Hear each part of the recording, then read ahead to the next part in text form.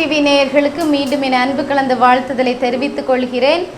கடந்த வாரத்தில் நாம் தேவனால் தெரிந்து கொள்ளப்பட்டவர்கள் என்று பார்த்தோம். அதன் தொடர்ச்சியாக இந்த வாரத்திலும் கர்த்தர் எதற்காக தெரிந்து கொண்டார் நம்மை அப்படின்னு சொல்லி ஒரு 4 காரியங்களை நாம் தியானிக்க இருக்கிறோம். முதலாவதாக, கிறிஸ்துவோடு இருக்கும்படி நம்மை தெரிந்து கொண்டார். இதற்கு ஆதாரமாக எடுத்துக்கொண்ட வேத வசனம் மார்க்கின் சுவிசேஷம் 3ஆம் அதிகாரம் 14-15 வசனங்கள்.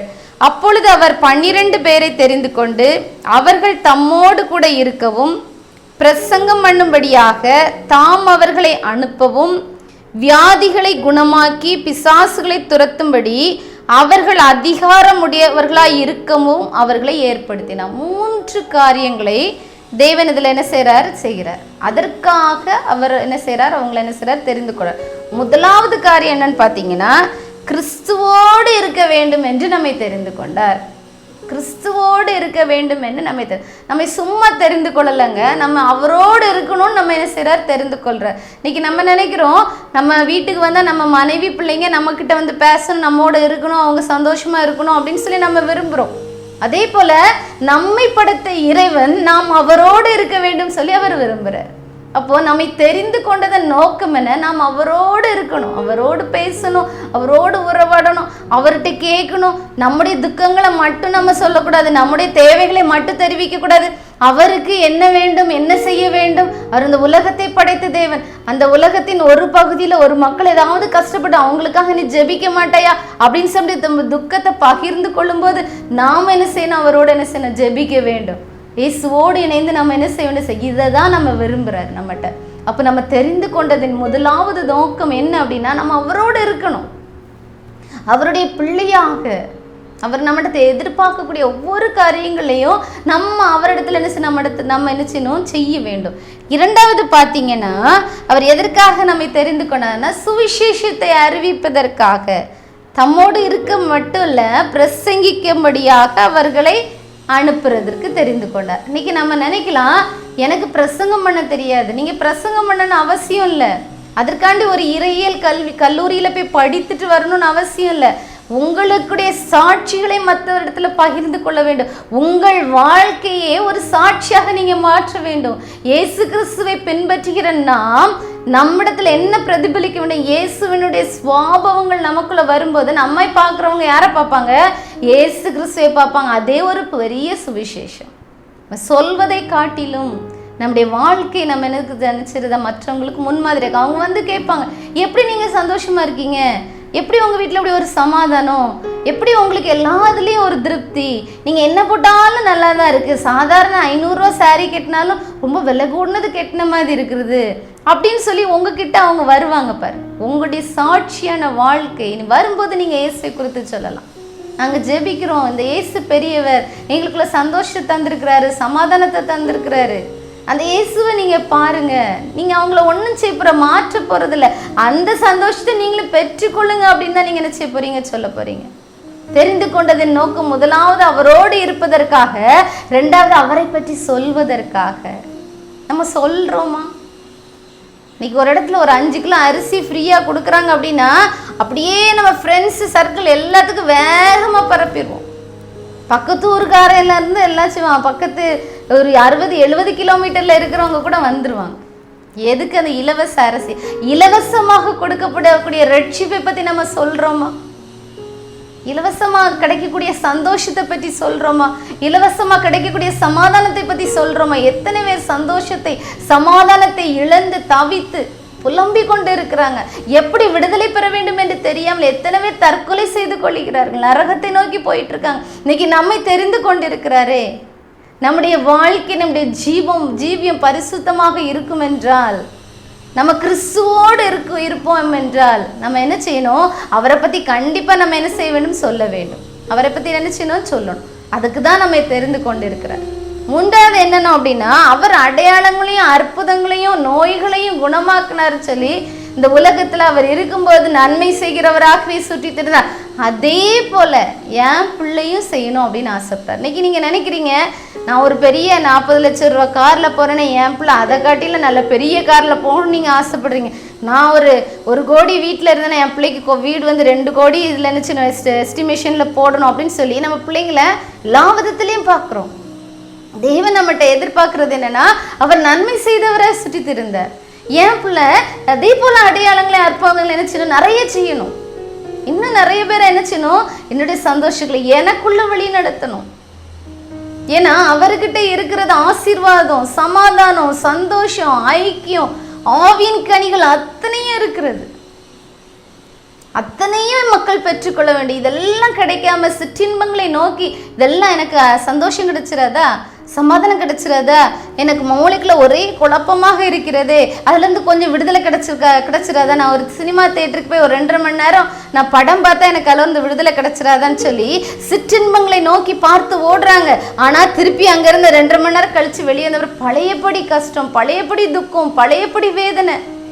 இந்த வியாதியிலிருந்து எனக்கு ஒரு விடுதலை கிடைச்சிடாதா, என்னுடைய வியாதியை நான் குணமாக்குவதற்காக மருத்துவ செலவு செய்வதற்கு இடத்துல பணம் இல்லையே, என்னை யாராச்சும் விடுவிச்சிட மாட்டாங்களா, எனக்கு இப்படி ஒரு மந்திரவாதியினால ஏற்பட்ட ஒரு சூனியத்தில் நான் சிக்கிக்கொண்டு என் குடும்பங்கள் சின்ன பின்னமா இருக்குதே, எனக்குலேருந்து ஒரு விடுதலை கிடைக்காதா அப்படின்னு சொல்லி எதிர்பார்த்திருக்கிற அந்த மக்களுக்கு இலவசமாய் உங்களுக்கு கிடைத்த அந்த மீட்பை, இலவசமாக உங்களுக்கு கிடைத்த அதே குணமாக்குதலை, இலவசமாக உங்களுக்கு கிடைத்த அதே சந்தோஷத்தை நீங்க சொல்ல மாட்டீங்களா? இதற்காகவே தேவன் உங்களை என்ன செய்தார், தெரிந்து கொண்டார். அப்போ அவர் தெரிந்து கொண்டதின் நோக்கம் என்ன? அவரோடு நாம் இருக்க வேண்டும். 2வதாக அவரை பற்றி நாம் என்ன செய்ய வேண்டும், சொல்ல வேண்டும்.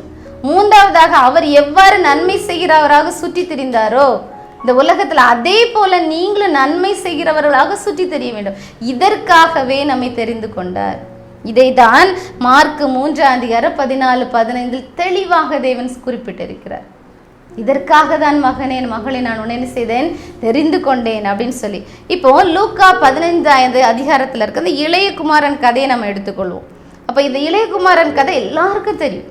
இளையகுமாரன் கதையை பார்த்தீங்கன்னா, தகப்பனுக்கு 2 மகன்கள் இருந்தாங்க. மூத்தவன் வந்து தகப்பன் சொல்வதை எல்லாம் கேட்டு அவன் என்ன செய்கிறான், அதன்படி நடக்கிறான், எல்லாம் செய்கிறான். ஆனால் இளையகுமாரன் தகப்பன் சொல்லு கேட்காம அவன் கெட்ட நண்பர்களோடு சேர்ந்து ஆஸ்தியில் பாதி அவனுக்கு உண்டான பங்கு எல்லாம் பிரிச்சுட்டு போய் தூர தேசத்தில் அதெல்லாம் விற்று செலவழித்து கடைசியில் சாப்பிட்றதுக்கு பந்தியின் தவிடு கூட கிடைக்காம என்ன செய்கிறான், அப்படி இருந்து கஷ்டப்படும் போது யோசிக்கிறான், எங்கள் அப்பா வீட்டில் வேலைக்காரங்க கூட திருப்தியாக 3 நேரம் சாப்பிட்டாங்க, நான் அங்கே போய் சாப்பிட்றதுக்காச்சும் போகிறேன்னு சொல்லி திரும்பி தகப்பனை நோக்கி வரான்.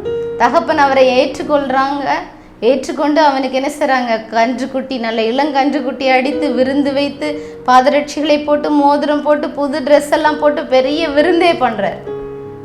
நிறைய நாள் எனக்கும் ரொம்ப சந்தேகம் வந்துச்சு, மூத்த குமாரன் இவ்வளோ நாள் அவர் கூட தானே இருந்தார், அவருக்கு என்ன செய்தார் அப்படின்னு சொல்லி எனக்கு ஒரு சந்தேகம் இருந்துச்சு.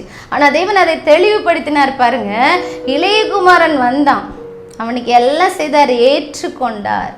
ஆனால் அந்த மூத்த குமாரனை, இப்போ இளைய குமாரனுக்கு எல்லாம் செய்தாச்சு பார்த்தீங்கன்னா, அந்த மூத்த குமாரன் வந்து கேட்குறான், அப்பா நான் உங்கள் கூட இருந்தேனே அப்படின்னு சொல்லி. அப்போது தகப்பன் கூறிய பதிலை பாருங்க. லூக்கா 15:31 மகனே நீ எப்பொழுதும் என்னோடு இருக்கிறாய், எனக்குள்ளது எல்லாம் உன்னுடையதாக இருக்கிறது. எப்பொழுது நீ என் கூட தான் இருக்க, எனக்கு உள்ளது எல்லாம் எங்கே இருக்குது, உனக்குள்ளதான் மகனே அப்படின்னு சொல்கிறது. இதாங்க பெரிய கிஃப்ட். நம்ம நினைக்கிறோம் அந்த இளையகுமாரன் கதையை படிக்கும்போது நன்கொடையை மட்டும்தான் பார்க்குறோம், ஆனால் சுதந்திரத்தை நம்ம பார்க்கல. தேவன் நமக்கு சுதந்திரத்தை தர விரும்புகிறார். நம்மை தெரிந்து கொண்டதன் நோக்கம் நம்ம அவர் கூடவே இருக்கிறோம். எப்படி அந்த மூத்த குமாரன் அவர் கூடவே இருந்தான், அவனுக்காண்டி அவர் ஒரு கன்றுக்குட்டியை அடிக்கவில்லை, இப்படி ஒரு பெரிய செலிப்ரேஷன் பண்ணலை, அவர் சிக்ஷித்தாரு, அந்த வழியில் அவன் கேட்டான், கெட்ட நண்பர்களோடு போகலை, எல்லாம் செஞ்சுட்டே இருக்கிறான். அவன் லைஃபே different. He was with his father. அவன் அவங்க அப்பா கூட இருந்தான், அப்பா விரும்பினபடியெல்லாம் செய்தான், அவருடைய ஆசையை அவன் அழிக்கலை, எதுவுமே செய்யலை. அவன் தகப்பன் சொல்படி கேட்டு 24 hours he was with him. இப்போ பார்த்தீங்கன்னா இளையகுமாரன் எல்லாம் வாங்கிட்டு போயிட்டான், திருப்பி வந்திருக்கான். அவனுக்கு நன்கொடைகளை மட்டுமே தான் கொடுத்தார், சுதந்திரத்தை கொடுக்கவில்லை.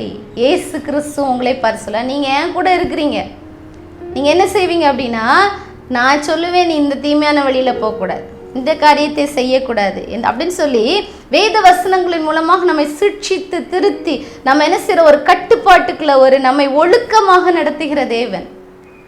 ஒழுக்கமற்றவர்களா இருக்கிறவங்க வருவாங்க, அவங்களுக்கு எல்லா ஆசீர்வாதங்களும் கிடைத்தமா அந்த ஆசீர்வாதங்கள் மட்டுமே. ஆனா நாம் யார்? சுதந்திரவாளிகள். எதற்கு சுதந்திரவாளிகள்? பரலோக ராஜ்யத்தில் நமக்காக ஏற்படுத்தி வைத்திருக்கிற அந்த சுதந்திர பாக்கியத்தை பெறக்கூடிய அந்த ஸ்தானம் நமக்கு மட்டுமே. இதுதான் அந்த மூத்த குமாரனுக்கு கிடைத்தது. அவர் சொல்றாரு பாருங்க, எனக்கு கூட எல்லாம் இருக்கிறதெல்லாம் உனக்கு மகனே. இப்போ ஆபிரகாமுடைய லைஃபுக்கு போவோம். அவருக்கு 3 மனைவிகள் இருந்தாங்க. சாராள், ஆகார், கேத்துராள், 3 பேர் இருந்தாங்க. அந்த 3 பேர்ல அவர் அழகா அவருடைய லைஃப்ல பார்த்தீங்கன்னா தம்மோடு இருந்த ஈசாக்குக்கு தான் தமக்கு உண்டான அத்தனை சுதந்திரத்தையும் கொடுப்பாரு. மற்ற எல்லாருக்கும் நன்கொடைகளை கொடுத்து தான் ஜீவனோடு இருக்கும்போதே அவங்கள வேற இடத்துக்கு அனுப்பிடுவார். இதுதான் இயேசு கிறிஸ்து தேவன் நமக்கும் செய்கிறார். தெரிந்து கொள்ளப்பட்ட ஜனமாகிய நீ என்னோட இருக்கும்போது என்னுடைய இதெல்லாவற்றுக்கும் சுதந்திரம் நீ தான், உனக்கு எனக்குள்ளதெல்லாம் உனக்கு தான் அப்படின்னு தேவன் உங்களை பார்த்து சொல்கிறார். அப்போ நம்ம என்ன நினைக்கிறோம் இன்னைக்கு அப்படின்னா, நம்ம இதெல்லாம் விட்டுட்டு அங்க எல்லாம் கொடுத்துருக்காரு, இத்தனை நாள் அவன் தப்பு பண்ணான, அவன் பண்ணாத பாவமா, அவன் பண்ணாத சேட்டையா, அவனுக்கு இவ்வளோ ஆசீர்வாதம் கொடுத்துருக்காரு அப்படின்னு சொல்லி நம்ம மூத்த குமாரனை போல நம்ம என்ன செய்யறோம்? பொறாமப்பட்டுக்கிட்டு இருக்கோம்.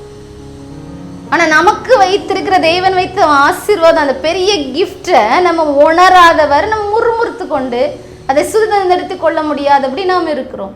நம்மை தெரிந்து கொண்டதன் நோக்கத்தை நம்ம பின்பற்றி கொண்டு வரோம். நம்ம அவரோடு இருக்கிறோம், அவர் சொல்றதெல்லாம் செய்யறோம். அப்படி சிக்ஷிக்கிறதுக்கெல்லாம் நம்ம கீழ்ப்படியணும். நிறைய காரியங்களை வேண்டான்னு அவர் வெறுக்கிறதெல்லாம் நம்ம வெறுத்துருந்தோம். வெரி குட், நம்ம கூட அவர் கூட இருக்கிறோம். யூ ஆர் ஹிஸ் சைல்டு, அவருக்குள்ளதெல்லாம் உங்களுக்கு தான். நம்ம என்ன செய்கிறோம்? இதெல்லாம் விட்டுட்டு நன்கொடைய கொடுக்கக்கூடிய அவங்கள பார்த்து நம்ம பொறாமப்படுறோம். நம்மளை போல ரொம்ப ஜோக்கஸ் இந்த உலகத்துல கிடையாது. அதை தான் தேவன் சொல்றாரு, நீ ஏன் கூட இரு, எனக்குள்ளது எல்லாம் உனக்கு தான். எனக்கு அதே போல நிறைய சுதந்திரவாளிகளை நம்ம நிறைய பேர் வரணும்னு இயேசு விரும்புறாரு. அதை நீ சொல்லு, அதெல்லாம் நீ செய், அற்புதங்களையும் அடையாளங்களையும் செய், அவங்களெல்லாம் என்கிட்ட கூட்டிட்டு வா. யாரெல்லாம் தன்னைத்தானே வெறுத்து தன் சிலுவை எடுத்துக்கொண்டு என்னை பின்பற்றுகிற ஒவ்வொருவனுக்கும் தேவன் இந்த உலகத்திலே பாடுகளை என்ன செய்கிறாரு? கொடுக்கிறார். இப்போ மோசேயை பாருங்க, எல்லாம் தேவனுக்கு பிரியமானபடி செய்து கொண்டே வருகிறாரு. கடைசியில் என்ன ஆயிடுது அப்படின்னா, அந்த கண்மலையை பார்த்து பேசுன்னு சொல்லும்போது அவன் என்ன செஞ்சிருந்தான்? அடிச்சிருந்தான். தேவனுடைய வார்த்தைக்கு அவன் கீழ்ப்படிய மறுத்துட்டான். அப்போ தேவன் சிட்சிக்கிறார். என்ன சிட்சிக்கிறார்? நீ காணான பாப்ப, அதுக்குள்ள பிரவேசிக்க மாட்டான். ஏற்றுக்கொள்கிறார் மோசே. எதற்காக? அந்த சிட்சை இந்த பூமியிலே நான் அனுபவிச்சிருந்தேன், ஆனால் எனக்கு பரலோகத்தில் தேவனோட இடம் வேணும், நான் தேவனோடு இருக்க வேண்டும். அதை அவர் விரும்பினாரு. இந்த உலக சிட்சை அவர் பெருசா பார்க்கல. நான் கானானுக்குள்ள போகணும்னு அவர் ஆசைப்படலை. தேவனோடு இருக்கக்கூடிய ஐக்கியத்தை தான் அவர் விரும்பினாரு. தேவன் அவரை அடக்கம் பண்ணாரு. தேவனோடு அந்த இயேசு கிறிஸ்துவோடு பேசும்போது எலியாவோடு மோசே வருகிறாரு, இந்த கடைசி காலத்திலையும் வருவாங்க அப்படின்னு சொல்லி இருக்கிறது. அப்போ அந்த ஆசீர்வாதத்தை மேலான ஆசீர்வாதத்தை மோசே பார்த்தார். பண்ணின தப்புக்கு சிட்சியை இங்க அனுபவிச்சுட்டார் அந்த பூலோகத்துல. அப்போ நம்ம இன்னைக்கு நினைக்கிறோம், தேவன் என்னை தண்டிக்கிறாரு, நான் இன்னைக்கு தானே தப்பு பண்ணி உடனே மாட்டிக்கிறேன். நிறைய கிறிஸ்தவ பிள்ளைங்க எதான் சொல்றாங்க. என்ன சொல்றாங்க அப்படின்னா, அவங்க தப்பு பண்ணிக்கிட்டே இருக்கிறாங்க, அவங்க ஒரு நாள் கூட மாட்ட மாட்டேங்கிறாங்க. நான் இன்னைக்கு தான் தப்பு பண்ணேன், ஆனால் மாட்டிக்கிறேன். ஏன்னா உங்களை தேவன் அதிகமாக நேசிக்கிறார். நீங்கள் தவறு செய்வதை அவர் விரும்பவில்லை. அவர் உடனே சிட்சிக்கிறாரா? நீங்கள் ரொம்ப சந்தோஷப்படுங்க. ஏன்னா அவர் உங்களை சுதந்திரவாளியாக வைத்திருக்கிறார். அவருடையது எல்லாம் உங்களுடையதை தர்றதுக்கு அவர் விரும்புகிறார். That's what he punishes you immediately. அந்த பனிஷ்மெண்ட்டை ஏற்றுக்கொள்ளுங்க, நீங்கள் உடனே மனம் திரும்புங்க. அப்போ தேவன் தெரிந்து கொண்டதன் நோக்கம் என்ன? நாம் அவரோடு இருக்க வேண்டும், அவரை பற்றி எல்லாத்திலையும் சொல்லணும். ஒரு ஏதாவது ஃப்ரீயாக ஏதாவது கிடைக்குது அப்படின்னா, ஒரு மொபைல் ஃபோன் ஃப்ரீயாக கிடைக்குது, நம்ம எவ்வளோ குயிக்காக நம்ம நினச்சிவன்னு சொல்லுவோம். ஒரு 5 கிலோ அரிசியை நம்ம எவ்வளோ குயிக்காக பரப்புகிறோம். அப்போ அதை காட்டிலும் மேலான ரட்சிப்பு, இலவசமாக கிடைக்கிற ரட்சிப்பை பற்றி நாம் சொல்ல வேண்டும். தேவன் செய்த அத்தனை அதிசயங்களை நாமும் செய்ய வேண்டும் என்று நம்ம பரமபிதா என்ன செய்கிறார்? விரும்புகிறார். இரண்டாவதாக என்னவென்றால் சுவிசேஷத்தை அறிவிக்கும்படி நம்ம என்ன செய்தார்? தெரிந்து கொண்டார். இதற்கு ஆதாரமாக எடுத்துக்கொண்ட வேத வசனம் 1 பேதுரு 2ஆம் அதிகாரம் 9ஆம் வசனம். நீங்களோ உங்களை அந்தகாரத்தினின்று தம்முடைய ஆச்சரியமான ஒளியினிடத்திற்கு வரவழைத்தவருடைய புண்ணியங்களை அறிவிக்கும்படிக்கு தெரிந்து கொள்ளப்பட்ட சந்ததியாயும் ராஜரிகமான ஆசாரிய கூட்டமாயும் பரிசுத்த ஜாதியாயும் அவருக்கு சொந்தமான ஜனமாயும் இருக்கிறீர்கள். அவருக்கு சொந்தமான ஜனமாய், ஆசாரிய கூட்டமாய், ராஜரீக ஆசாரிய கூட்டை, பரிசுத்த ஜனமாய் இருக்கிறீங்க. அப்ப அவரை தெரிந்து கொள்ளப்பட்ட நாம் அவருடைய ஆச்சரியமான ஒளியிடத்துக்கு வரவழைக்கப்பட்டிருக்கிறோம். அப்ப கிறிஸ்துவை அறிவிக்க வேண்டும், அதன் மூலமா ஆத்துமாக்களை ரட்சிக்கப்பட வேண்டும் அப்படின்னு சொல்லி நம்ம ரொம்ப என்ன செய்ய வேண்டும்? ரொம்ப கவனமா இருக்கணும். பார்த்தீங்கன்னா குருடன் இருக்கிறான், பிறவி குருடனை இயேசு குணமாக்குறார். குணமாக்குன உடனே யோவான் 9ஆம் அதிகாரம் 25ஆம் வசனத்துல பாருங்க, அவன்கிட்ட கேட்குறாங்க உனக்கு என்ன நடந்துச்சுன்னு. அவன் பதில் சொல்றான் பாருங்க, நான் குருடனா இருந்தேன், இப்பொழுது காண்கிறேன், இது ஒன்றுதான் எனக்கு தெரியும் அப்படின்னு சொல்றான். தேவன் சுவிசேஷத்தை சொன்னாரு, நான் குருடனா இருந்தேன், நான் இப்போ என்ன செய்கிறேன்? பார்வையடைந்தேன் அப்படின்னு சொல்றான். இந்த லேகியோன் இருக்கான் பாருங்க, நான் பார்வையடைந்தேன், என்னை சுகமாக்குனாரு, நான் பார்வையடைஞ்சிட்டேன், அப்போ அற்புதம் எனக்கு நடந்திருக்கு, அவன் அக்செப்ட் பண்றான். அப்புறம் லேகியோனை பாருங்க, கல்லறையின் மத்தியில இருந்துட்டு தன்னுடைய உடம்பெல்லாம் கிழிச்சுக்கிட்டு பல பிசாசுல பிடிக்கப்பட்ட அவனை தேவன் சுகமாக்குறாரு. அவன் வஸ்திரம் தரித்தவனாய் திருப்பி என்னுடைய செய்றான்? இயேசுவின் பாதத்தடியில் இருக்கிறான். அவன் என்ன செய்யறான் அப்படின்னா, தெக்கோபோலிங்கிற கிராமத்துக்கு போய் எனக்கு இப்படி நடந்துச்சு, இந்த இயேசு கிறிஸ்து என் வாழ்க்கையில் அற்புதம் செய்தார், அவர் வல்லவர், நல்லவர், உங்களையும் விடுவிக்க நல்லவராக இருக்கிறார் அப்படின்னு சொல்லி அந்த சுவிசேஷத்தை போய் சொல்றான். அவன் நான் சுகமானேன்னு சொல்லி குருடன் சொல்றான், இவன் நானும் சுகமானேன்னு சொல்லி என்ன செய்றான்? பிரசங்கிக்கிறான், சொல்றான், தனக்கு கிடைத்த நன்மை சொல்றான். இன்னைக்கு நம்ம நிறைய நன்மைகளை இயேசுவிடத்திலிருந்து பெற்றுக்கொண்டு இருக்கிறோம். நம்ம சொல்றோமா மற்றவங்களுக்கு? ஆனால் அந்த பிறவி குருடன் சொன்னான் பாருங்க, அந்த லேகியோங்கிற பிசாசு பிடித்தவன் நினைச்சான் சொல்றான். அப்போ ஒரு இடத்துல நம்ம நிறைய காரியங்களை நம்ம இயேசுவிடத்திலிருந்து பெற்றுக்கொண்டு இருக்கிறோம்னா நமக்கு என்ன அவசியம் அப்படின்னா, நம்ம நிறைய பேருக்கு அதை எடுத்து சொல்ல வேண்டும். அதற்காக தான் நம்மளோட வாழ்க்கையில் அவர் அற்புதங்களையும் அடையாளங்களாகவும் உங்களை என்ன செய்திருக்கிறார்? வைத்திருக்கிறார். யோவான் 1:9 பார்த்தீங்கன்னா, உலகத்திலே வந்த எந்த மனுஷனையும் பிரகாசிப்பிக்கிற ஒளியே அந்த மெய்யான ஒளி. அவர் தான் இயேசு கிறிஸ்து. நம்மை பிரகாசிக்க அவர் வந்திருக்கிறார், பிரகாசிப்பிக்க வந்திருக்கிறார். ஞானவான்கள் ஆகாய மண்டலத்தின் ஒளியை போலவும் அநேகரை நீதிக்குட்படுத்துகிறவர்கள் நட்சத்திரங்களைப் போலவும் என்றென்றைக்கும் சதா காலங்களிலும் பிரகாசிப்பார்கள் அப்படின்னு சொல்லி தானியேல் 12ஆம் அதிகாரம் 3ஆம் வசனத்தில் கூறப்பட்டிருக்கிறது. இங்க பார்த்தீங்கன்னா, பாக்கி நம்ம ஆத்மா ஆதாயம் செய்கிறவங்க எப்படி இருப்பாங்க அப்படின்னு சொல்லி தானியேல் தீர்க்க தரிசனமாக உரைத்திருக்கிறார். ஞானவான்கள் ஆகாய மண்டலத்தின் ஒளியை போலவும் அநேகரை நீதிக்குட்படுத்துகிறவர்கள் நட்சத்திரங்களைப் போலவும் என்றென்றைக்கும் சதா காலங்களிலும் பிரகாசிப்பார்கள். அப்போ நாம் என்ன செய்யணும்? இயேசு கிறிஸ்துவை பத்தி நம்ம சொல்லும் போது இப்பேற்பட்ட பாக்கியம், இப்பேற்பட்ட சிலாக்கியம், ஆகாய மண்டலத்தின் ஒளியை போலவும் நீதிக்கு உட்படுத்துகிறவர்கள் என்ன செய்வாங்க? நட்சத்திரத்துக்கு போல. நீங்க இப்போ எப்படி இருக்கணும்னு ஆசைப்படுறீங்க? நீங்க நட்சத்திரங்களா இருக்கணும்னு நினைக்கிறீங்களா? ஆகாய மண்டலத்தில் உள்ள ஒளியா இருக்கணும்னு ஆசைப்படுறீங்களா? அப்ப அதற்கான கிரியைகளை நாம் என்ன செய்ய வேண்டும்? செய்ய வேண்டும். நம்ம இன்னும் பாவத்தை பார்த்து, பாவம் செய்கிறவர்களை பார்த்து மீண்டும் மீண்டும் அந்த சாக்கடைக்கு நம்ம போய் விழுந்து விடாதபடிக்கு, பாவமாகிய கரையில் நம்ம சிக்கி கொள்ளாதபடிக்கு நமக்காக கொடுக்கப்பட்டிருக்கிற அந்த தீர்க்க தரிசன வார்த்தைகளை நாம் பார்த்து நாங்கள் மேலாக நம்ம எல்லாரும் நம்மை நோக்கி பார்க்கும் வண்ணம் நம்ம வானத்தில் உள்ள ஒளியா இருக்கணுமா, அல்லாட்டினா நம்ம நட்சத்திரங்களாக பிரகாசிக்க வேண்டுமா? அதுக்கு நாம் என்ன செய்ய வேண்டும் என்பதை நாம் என்ன செய்ய வேண்டும்? சொல்ல வேண்டும், நாம் செய்ய வேண்டும், துரிதமாக செய்ய வேண்டும். நமக்கு இந்த பூலோகத்தில் நமக்கு கொடுக்கப்பட்ட காலங்கள் மிக மிக குறைவு. அந்த குறுகிய காலத்தில் தேவன் நமக்கு கொடுத்திருக்கிற கடமை மிக பெரியது. அதை நம்மளால் செய்து முடிக்க முடியுமா? ஒவ்வொரு நாளும் நாம் விரைவாக தேவனுடைய ஊழியத்தை நாம் என்ன செய்ய வேண்டும்? அநேகரை தேவனுக்கு ராஜ்யத்துக்கு நேராக நாம் என்ன செய்ய வேண்டும்? அழைத்து கொண்டு வர வேண்டும். பார்த்தீங்கன்னா, அப்போஸ்தலர் 9ஆம் அதிகாரம் 15ஆம் வசனத்துல பார்த்தீங்கன்னா, அவன் புறஜாதிகளுக்கு ராஜாக்களுக்கும் இஸ்ரவேல் புத்திரருக்கும் என்னுடைய நாமத்தை அறிவிக்கிறதற்காக நான் தெரிந்து கொண்ட பாத்திரமா இருக்கிறான். பவுலை பத்தி தேவன் சொல்றாரு பாருங்க, அவன் புறஜாதிகளுக்கும் ராஜாக்களுக்கும் இஸ்ரவேல் புத்திரருக்கும் என்னுடைய நாமத்தை அறிவிக்கிறதுக்காக நான் தெரிந்து கொள்ளப்பட்ட பாத்திரனாய் இருக்கிறான். அப்போ நம்ம எப்படிப்பட்ட பாத்திரமாக இருக்கிறோம்? நம்மை தெரிந்து கொண்டு இருக்கிறாரு, நம்ம அந்த கடமையை நாம் செய்கிறோமா? மத்திய 28:19 பாருங்க, நீங்கள் புறப்பட்டு போய் சகல ஜாதிகளையும் சீஷராக்கி பிதா குமாரன் பரிசுத்தாவி நாமத்தினாலே அவர்களுக்கு என்ன செய்யுங்க? ஞான ஸ்நானம் கொடுங்கள். அப்போ தேவன் முதலாவதாக நம்ம எதற்காக தெரிந்து கொண்டார்? அவரோடு இருப்பதற்காக தெரிந்து கொண்டார். அவரை பற்றி சொல்வதற்காக அடையாளங்களை அற்புதங்களை செய்வார். அடுத்த ரெண்டாவது சுவிசேஷத்தை பிரசித்தப்படுத்துவதற்காக நம்ம என்ன செய்தார்? தெரிந்து கொண்டார். மூன்றாவதாக ஆசீர்வதிக்க நம்மை தெரிந்து கொண்டார். உபாகம் 21:5 பாருங்க, உன் தேவனாகிய கர்த்தர் தமக்கு ஆராதனை செய்யவும் கர்த்தருடைய நாமத்தினாலே ஆசீர்வதிக்கவும் லேவியின் குமாரராகிய ஆசாரியரை தெரிந்து கொண்டபடியால் அவர்களும் அத்தருணத்தில் வந்திருக்க வேண்டும். அவர்கள் வாக்கின்படியே சகல வழக்கும் சகல காய சேதமும் தீர்க்கப்பட வேண்டும் அப்படின்னு சொல்றார். அப்போ நம்மை ஆசீர்வதிக்கிறதுக்காக நம்ம என்ன செய்தார்? தெரிந்து கொண்டார்.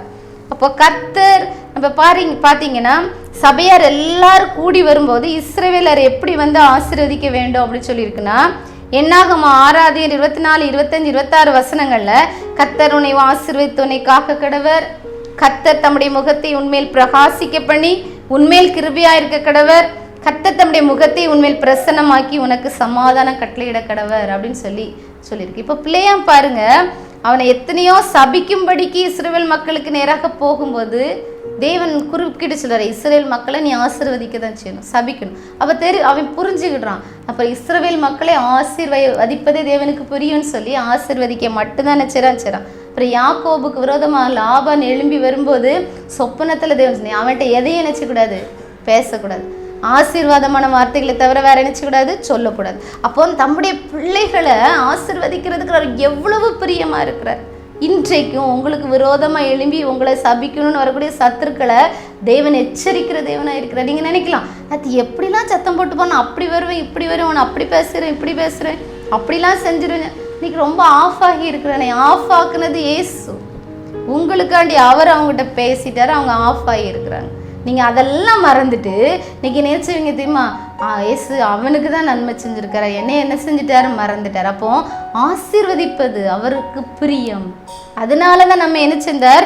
ஏசு தெரிந்து கொண்டார். பாருங்க, லூக்கா 6:28 உங்களை சபிக்கிறவர்களை ஆசீர்வதியுங்கள், உங்களை நிந்திக்கிறவர்களுக்காக ஜெபம் பண்ணுங்கள், உங்களை துன்பப்படுத்துகிறவர்களை ஆசீர்வதியுங்கள், ஆசீர்வதிக்க வேண்டியதன்றி சபியாதிருங்கள். இப்போ உங்களுக்கு பிடிக்காதவங்களா இருந்தாலும் சரி, உங்க சத்ருவா இருந்தாலும் சரி, நீங்க ஆசீர்வாதத்தை சொல்லுங்க, காட் பிளஸ் யூ அப்படிங்கிற ஒரு வார்த்தை சொல்றோன்னா தப்பே கிடையாது. அவங்க அதற்கு பாத்திரமாக இருந்தா மட்டும்தான் அந்த ஆசீர்வாதம் அவங்க மேல போய் தாங்கும். இல்லைன்னா பழையபடி அதை உங்கள்கிட்ட திருப்பி வந்துடும். பாருங்க, எவ்வளோ ஒரு நல்ல மெத்தட் தேவன் சொல்லித்தரார். நீங்க அவங்கள ஆசீர்வதிங்க. நம்ம என்ன தெரியுமா நினச்சோம், நான் ஆசீர்வதிச்சா அவன் ஆசீர்வாதம் ஆயிடக்கூடாது, அவன் எனக்குள்ள சத்ரு, நான் ஆசீர்வதிக்க மாட்டேன் அப்படின்னு நம்ம சொல்கிறோம். ஆனால் தேவன் என்ன சொல்கிறாருன்னா, நீ அவங்கள ஆசீர்வதி, அவன் அதுக்கு தகுதியாக இருந்து அவன்கிட்ட போகும், இல்லைன்னா அந்த ஆசீர்வாதம் உன்கிட்டே திரும்பி வந்துடும். அப்போ அந்த ஆசீர்வாதம் உங்களுக்கே திருப்பி வந்துடும். நீங்கள் மனதார எல்லாரையும் ஆசீர்வதிக்க, அவங்க பாத்திரமா இருந்தால் அவங்களுக்கு அந்த ஆசீர்வாதம், அவங்க ஆசீர்வதிக்கும் போது உங்களுக்கு ஆசீர்வாதம். இல்லை அவங்க உங்களை சபிக்கிறவர்களாக இருந்தால், உங்களுக்கு துன்பப்படுத்துகிறவர்களாக இருந்தால், உங்களுக்கு தீமை செய்கிறவர்களாக இருந்தால் அந்த ஆசீர்வாதம் ரிட்டர்ன் உங்களுக்கே வந்துடும். அப்போ நமக்கு ஆசீர்வாதம் கிடைப்பதற்கு நாமே என்ன செய்கிறோம்? தடையாக இருக்கிறோம். நம்ம துன்பப்படுத்துகிறவர்களுக்காக ஜெபிக்கணும், நம்ம சபிக்கிறவங்களை ஆசீர்வதிக்கணும். ஆசீர்வதிக்கும் போது அந்த ஆசீர்வாதம் நமக்கு என்ன செய்யும்? மீண்டும் கடந்து வந்துவிடும். அப்போ தேவன் நம்மை ஆசீர்வதிக்க விரும்புகிறார். நம்ம பாவிகளாக இருக்கும்போது நம்மை ஆசீர்வதிக்கிறார். அப்போ நம்ம பாவம் செஞ்சிருந்தா அவர் ஆசீர்வாதம் நமக்குள்ள தங்குமா? இல்லை. அப்போ அந்த பாவத்தை விட்டு நம்ம விடுபட்டு நம்ம அவரோடு இருக்கும்போது தான் நமக்கு என்ன செய்யும்? அந்த ஆசீர்வாதம் நம்ம இடத்தில் கடந்து வரும். நம்முடைய பாவம் நம்ம இவரை பார்க்காதபடி ஒரு முகத்தை மறைக்கிறதாக என்ன செய்கிறது? இருக்கிறது. அடுத்து பார்த்தீங்கன்னா, பரிசுத்தமும் குற்றமில்லாதவர்களுமாய் இருப்பதற்காக அவர் தெரிந்து கொண்டார். அப்போ நாம என்ன செய்யணும் அப்படின்னா, பரிசுத்தமாய் இருக்க வேண்டும். முதலாவது பார்த்தோம், கர்த்தரோடு இருப்பதற்காக தெரிந்து கொண்டார். சுவிசேஷத்தை பிரசித்தப்படுத்த தெரிந்து கொண்டார். மூன்றாவதாக நம்மை ஆசீர்வதிக்க வேண்டும் என்று தெரிந்து கொண்டார். நான்காவதாக பார்த்தோம்னா, பரிசுத்தமும் குற்றம் இல்லாதவர்களுமாய் இருக்க நம்ம என்ன செய்தார்? தெரிந்து கொண்டார். அப்போ எபேசியர் 1:4 தமக்கு முன்பாக நாம் அன்பில் பரிசுத்தமுள்ளவர்களும் குற்றமில்லாதவர்களுமாய் இருப்பதற்கு அவர் உலக தோற்றத்திற்கு முன்னே கிறிஸ்துக்குள் நம்ம என்ன செய்தார்? தெரிந்து கொண்டார். பரிசுத்தமா இருக்கணும், என்கிட்ட குற்றமே இருக்கக்கூடாது. அதை தான் அவர் என்ன செய்றார்? விரும்புகிறார். இன்னைக்கு நம்ம எத்தனை பேர் அதை நம்ம விரும்புகிறோம்? அப்போ தேவன் நம்மை தெரிந்து கொண்டதன் நோக்கம் என்ன? அவர் நிறைய பேர் அழைக்கப்பட்டிருக்காங்க, ஆனால் நீங்கள் தெரிந்து கொள்ளப்பட்டிருக்கீங்க. நீங்கள் பலவீனமானவங்க, ஞானம் இல்லாதவங்க, பைத்தியமானவங்க, அற்பமானவங்க, இழிவானவங்க நினச்சி வேதனைப்படுறீங்களா? இல்லை, உங்களை தேவன் தெரிந்து கொண்டார். தெரிந்து கொண்டதன் நோக்கம் என்ன? அவரோடு இருக்க வேண்டும், சுவிசேஷத்தை அறிவிக்க வேண்டும், அவர் நம்மை ஆசீர்வதிக்கிறதற்காக நம்ம தெரிந்திருக்க. அப்போ நாம் என்ன செய்யணும்? மற்றவங்களை ஆசீர்வதிக்கணும். நாம் பரிசுத்தமுள்ளவர்களாய் குற்றமற்றவர்களாய் இருக்க வேண்டும் அவர் விரும்புகிறார். அப்போ நாம் என்ன செய்யணும்? நம்ம பரிசுத்தத்தை வெளிப்படுத்தி குற்றமில்லாத வாழ்க்கை வாழ்ந்து அநேகரை நம்ம ஆதாயப்படுத்த நம்ம என்ன செய்யணும்? ஆயத்தமாக இருக்க வேண்டும். ஒரு நிமிடம் கண்களை மூடி ஜெபிப்போமா? அன்புள்ள தகப்பனே, இந்த அருமையான வேலைக்காக நன்றியோடு துதிக்கிறோம். நீர் எங்களை தெரிந்து கொண்டீர். நீர் எங்களை தெரிந்து கொண்டதின் நோக்கத்தை எங்களுக்கு விவரித்து காண்பித்தீர் ராஜா. அப்பா, நாங்கள் இத்தனை நாளும் தகப்பனே, அவங்க அப்படி இருக்காங்க இப்படி இருக்காங்கன்னு சொல்லி நன்கொடைகள் வாங்குறவர்களை பார்த்து நாங்கள் தகப்பனே சுதந்திரவாளிகளாக நாங்கள் தகப்பனே வழி தவறி போய்விட்டோம் தகப்பனே. அப்பா, உங்களுடைய சுதந்திரமாக இருக்க நாங்கள் ஆசைப்படுகிறோம் ராஜா. அப்பா, எங்களை நீங்கள் ஏற்றுக்கொள்ளுங்க தகப்பனே. இன்று முதல் தகப்பனே நாங்கள் உங்களோடு இருப்போம். உங்களுடைய வார்த்தைகளை நாங்கள் பிரசித்தப்படுத்துவோம். உங்களுடைய ஆசீர்வாதத்தை நாங்கள் பெற்றுக்கொள்ள தகுதி உள்ளவர்களாக எங்களை மாற்றுங்க தகப்பனே. பரிசுத்தம் உள்ளவர்களாக குற்றமற்றவர்களாக வாழ்ந்து ஜீவிக்க எங்களுடைய வாழ்க்கை மற்றவர்களுக்கு சாட்சியாக அமைய தேவன் கிருபை பாராட்டும்படிக்காக ஜெபிக்கிறோம். அப்பா, அந்த நேரத்தில் தகப்பனே தம்முடைய வாழ்க்கையை அர்ப்பணிக்கிற ஒவ்வொரு பிள்ளைகள் மேலும் தேவனுடைய கரம் இறங்கும்படிக்காக ஜெபிக்கிறோம் தகப்பனே. என் தேவன் தகப்பனே அவர்கள் மேல் பிரியமாயிருக்கிறீர், உமக்கு நன்றி செலுத்துகிறேன் தகப்பனே. அப்பா, உண்மை துதிக்கிறேன் தகப்பனே. இந்த நேரத்தில் தகப்பனே, அப்பா என்னையும் நீர் சுதந்திரவாளியாக மாற்ற மாட்டீரா என்று வேதனையோடு கண்ணீரோடு உடைய பாதத்தில் அமர்ந்திருக்கிற உம்முடைய பிள்ளை தகப்பனே நீர் அபிஷேகிக்கிறீர், உமக்கு நன்றி செலுத்துகிறோம் தகப்பனே. உடைய பிள்ளையாக மாற்றுகிறீர், உமக்கு நன்றி செலுத்துகிறோம். இந்த பூலோகத்திலே நாங்கள் சிக்ஷைகளை நாங்கள் அனுபவித்து பரலோக ராஜ்யத்தின் சுதந்திரத்தை நாங்கள் பெற்றுக்கொள்ள அப்பா எங்களோட நீங்க பேசுனீங்க, உமக்கு நன்றி தகப்பனே. இந்த பிள்ளைகள் உணர்ந்து கொள்ள நீங்க பலப்படுத்தினீங்க, நன்றி தகப்பனே. நீர் அவ்வாறு செய்கிறீர், உமக்கு நன்றி. எல்லா துதி கன மகிமை உமக்கே செலுத்துகிறோம். நீர் இயேசு கிறிஸ்து மூலம் ஜெபிக்கிறோம் எங்கள் ஜீவன நல்ல பிதாவே, ஆமேன்.